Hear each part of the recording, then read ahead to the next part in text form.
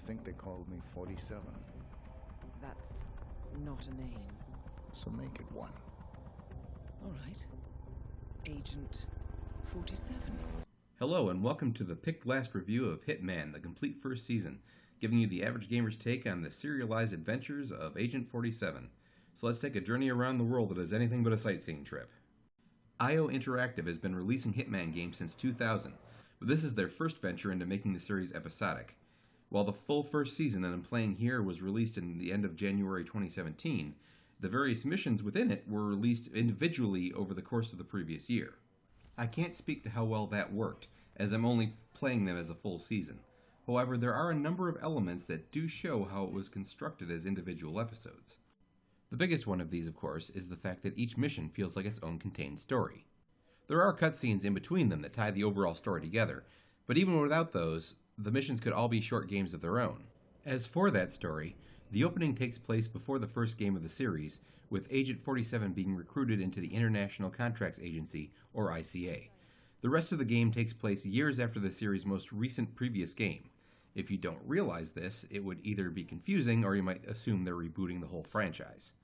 The cutscenes between missions don't seem to give a clear picture on what is going on in the overall story, at least early on. But that may be by design, as there is a conspiracy at work that the player shouldn't yet be aware of. I don't understand. For an episodic series, the overarching story should be a focal point, but here it isn't, at least, again, not early on. And it works just fine, as getting entrenched in 47's adventures will sometimes make you forget that there's more to it than the current mission. The graphics have come a long way since the beginning of the series. Each area is rendered beautifully, and the lights and sounds almost always work to set the mood. There are a few glitches here and there, but nothing that is too distracting. The tutorial missions do a good job of getting even the previously uninitiated into how playing a Hitman game works, and getting the player into the mindset of hiding in plain sight and taking on different disguises while getting the mission done. I also enjoyed how those first training missions, being 47's initial tests in the ICA, use wood and tarp to show that the places he's going while training aren't really the real thing. It's a nice touch. The gameplay is mostly straightforward, and the controls are fairly easy to get used to. There are times when an expected option isn't available, such as when you want to hide a body but the drag option doesn't show until you position yourself just right, but overall it isn't much of a problem. There's no specific difficulty setting, at least at first, but there are a number of options you can enable or disable that will make the game easier or harder as you see fit. Once you achieve a certain mastery level, you can unlock a professional difficulty.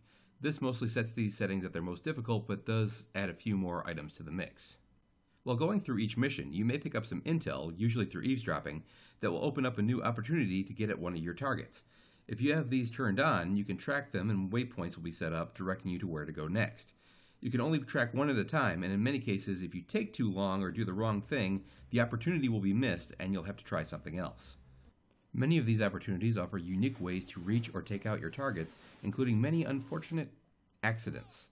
Be as efficient or as entertaining as you want. And if you lack the Hitman skills like I do, you'll miss out a lot. You get 8 save slots plus as many autosaves, so I suggest you use them wisely.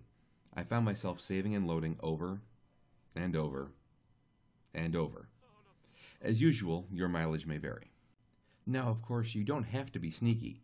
You could always walk in guns blazing, but that will just make it harder on you as everyone will know you're there and be looking for you, and the targets will usually be taken to a secure area.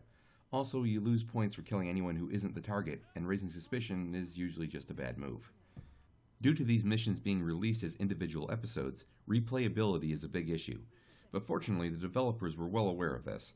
There are enough of the aforementioned opportunities that you'll come back to the same mission multiple times in order to get as many as possible, as well as coming up with your own ways of getting to your targets.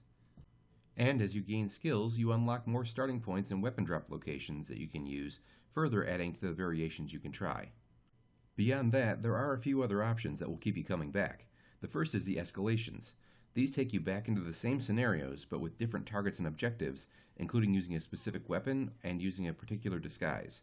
When you complete one, you unlock another, harder escalation in the same location.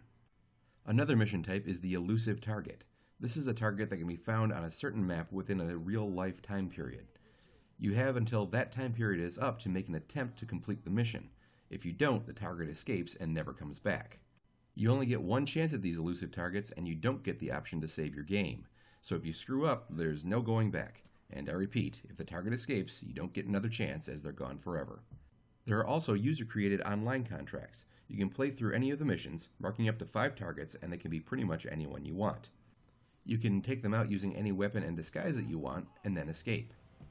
You can then give it a name and a description with the weapons and disguises you use being part of the official mission, and publish it so others can play it. It will be just as easy or as hard as you made it for yourself. There are already plenty of these that you can play through yourself, with more coming along every day. Quite simply, this is a fun game. I was frustrated quite a lot since I don't have any particular set of skills, but I don't think I've ever been as entertained while being frustrated. I just wanted to try again and get it right this time. I would highly recommend this game, especially if you're already a fan of the series or stealth games in general. The look and feel of it keep you entrenched, it's fun, and the replay factor is high. On a scale of 10, this is an easy 9. So suit up, Agent. There's a contract to fill. Thank you for watching my review. Be sure to hit the thumbs up button, and while you're at it, click subscribe so you won't miss out on future videos. And check out some of my other videos while you're here. We'll see you next time.